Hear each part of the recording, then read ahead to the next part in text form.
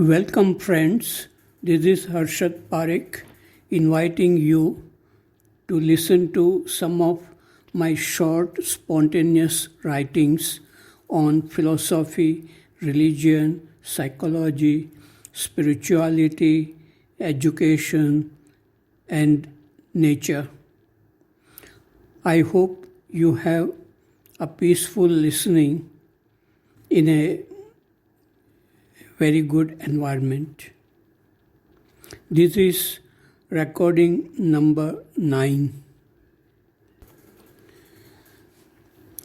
Article number 46.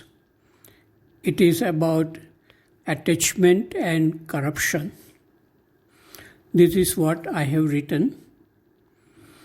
Corruption exists in every field in India, not only in politics and business, but also in education and religious organizations. Yesterday, there was an article in newspaper which said that corruption exists even in jails. Rich criminals in jails get whatever they want by giving bribes. As long as people desire to become rich and want to possess much more than their basic needs, corruption will remain. Many rich people want to become richer and they want to leave behind lots of money for their children and grandchildren. So attachment to family is also a cause for corruption. Dhritarashtra was attached to his sons Kauravas, and so he could not discriminate between right and wrong. Dhritarashtra was blind. He had no eyes to see what was right or not right. Attachment is the cause of psychological blindness, and this is applicable at any place and any time. But love can exist only when there is freedom from attachment. Such freedom and love are rare in human existence. Article number 47 is about conflicts. This is what I have written. Once, when I was at Brookwood Park School in England, a meeting was organized for people connected with various Krishnamurti international committees responsible for spreading the teachings of Krishnamurti all over the world. In this meeting, one man said, "Whenever I talked with people who were new to Krishnamurti's teachings, everything went all right. But whenever I talked with people who knew a lot about Krishnamurti and his teachings, there were problems, arguments, and misunderstanding." I have seen this happening at many places in the world, including Krishnamurti schools. Each person understands Krishnamurti's teachings in his own way. Understanding the concepts of the teachings is easy, but understanding oneself and having good relationship with human beings is very difficult. Conflict exists in every field of human relationship. The root cause is the sense of me or ego. To be free from this ego is the most difficult thing in human existence. Just trying to be aware is not enough. The ego can die once in a while, but it will come back to life again. Total freedom is a rare phenomenon. Article number 48. It is about the mind affects the body. This is what I wrote. About 100 years ago, Swami Sardanand, a direct disciple of Sri Ramakrishna, wrote in his book on Sri Ramakrishna. In the process of our thoughts being transformed into actions, they leave special marks in particular parts of our brain and body. Modern physiology and psychology have proved a great deal of this fact and have confirmed our belief. The Vedas and other scriptures, however, have been telling us this for a long time past. The Vedas, the Smritis, the Puranas, the Darshanas, and all other scriptures of the Hindus have unanimously proclaimed that mind creates this body. With the current of man's thoughts moving continuously in a good or bad channel, his body changes and assumes forms helpful to the fulfillment of those thoughts. The mind affects the body and vice versa. A well-known biologist said, "Belief creates biology." Deepak Chopra has written several best-selling books on this subject. The quality of food, thinking, and environment are very important for our physical and mental well-being. Article number 49. Many years ago, in Rishi Valley, we had a small group dialogue with Populji. This was some years after Krishnamurti's death. Populji asked, "Can you be silent?" I said, "Yes, at any time." She asked, "Then why don't you be silent?"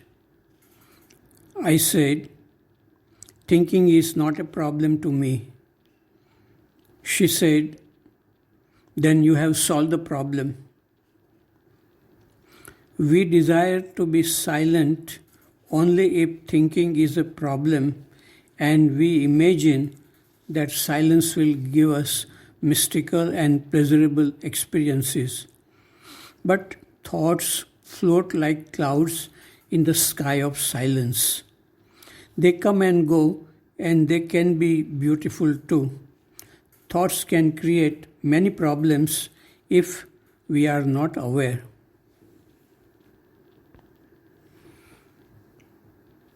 Article number 50. Is it about young people whether they should read books on religion, spirituality? This is what I have written. Is it good for young people below the age of 20 to read and meditate on good books related to philosophy, psychology, religion, and spirituality? My experience says that most young people are not interested in such books and meditation. They are very busy with their normal life of studying many academic subjects, sports, and entertainment like music and films. If they become serious, their friends may think of them as weird or self-centered or lonely. One young student said, "If we study such serious books, we may become abnormal. We will lose the spontaneity and freedom to behave naturally. We will become isolated from the world of pleasures. We will become old at a young age." But on the other hand, if young people follow the easy way of living without deeper thinking and living with pleasures of smoking, drinking, following their group of friends, they may behave mindlessly and damage their body and mind. Peer pressure is very strong at young age. It seems to me that for understanding our mind and the problems it creates, one needs to break away from friends who are content to live superficially and following the ways of unhealthy society. That is why Krishnamurti said, it is not the measure of health to follow the sick society. Standing alone may be frightening, it may bring loneliness, but loneliness has to be seen. Loneliness may exist even if we keep ourselves busy with group activities. Without seeing the source from where fear and loneliness arise, there is no freedom. Article number 51 is about happiness. What is happiness and where can we find it? One disciple said to his guru, I want happiness. The guru said, remove I, then want will disappear, only happiness will remain. Happiness remains when the sense of self disappears. Thinking about the past and future goes away. Only awareness remains without the feeling of pleasure and pain. In Hindi and Sanskrit, happiness is called Ananda. The names of religious people ends with Anand, like Vivekanand, Atmanand, Shivanand, Chidanand, etc. A truly religious person is one who feels happiness in freedom from the self or ego. A religious person is not the one who desires money, power, respect in society. He does not collect disciples and form organization. A person who belongs to organizations cannot be truly happy. The real treasure is buried within us. One has to turn the attention within, see how thinking creates all our problems like fear, conflicts in relationship, anger, jealousy, etc. There is a state of mind called awareness which can see clearly how thinking creates the self and many problems. The mind is like a spider which creates webs of thinking and it gets caught in these webs. When awareness is awakened, all this can be seen clearly. Then the treasure can be touched. Happiness is felt doing nothing, no need to search it in the world of matter. Kabir, Mirabai, and many truly religious people had felt such treasure within themselves. This treasure cannot be stolen, it increases with time. I spoke about these things at the Theosophical Society in Bhavnagar. People listen well.